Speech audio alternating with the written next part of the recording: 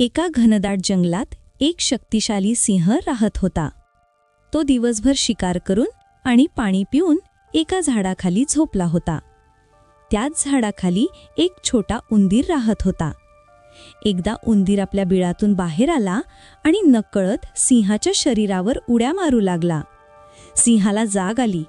तो खूप रागावला आणि त्यानं त्या छोट्या उंदराला आपल्या पंजात पकडले. सिंह गर्जना करून म्हणाला, तुझी एवढी हिम्मत, तू मला त्रास दिलास, आता मी तुला खाऊन टाकणार. उंदीर खूप घाबरला आणि सिंहाला विनंती करू लागला, वनराजा, कृपा करून मला सोडून द्या. मी खूप छोटा प्राणी आहे.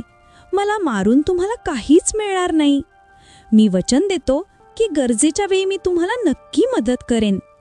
सिंहाला उंदराच्या बोलण्यावर हसू आले. तो विचार करू लागला, हा इतका छोटा उंदीर मला काय मदत करणार. पण त्याला उंदरावर दया आली आणि त्यानं त्याला सोडून दिले. उंदीर पटकन पळून गेला.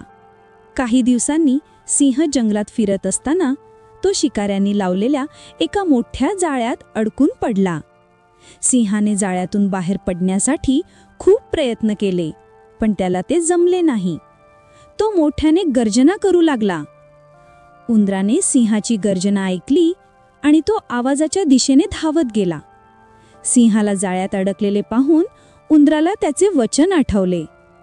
उंदीर सिंहाला म्हणाला, वनराजा, घाबरू नका, मी तुम्हाला मदत करतो.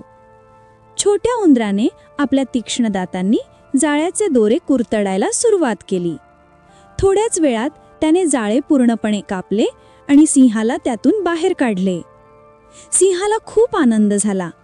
त्याने उंदराचे आभार मानले आणि म्हणाला, तू खरंच माझ्या मदतीला धावून आलास. तुझे उपकार मी कधीच विसरणार नाही. कोणालाही लहान समजू नका.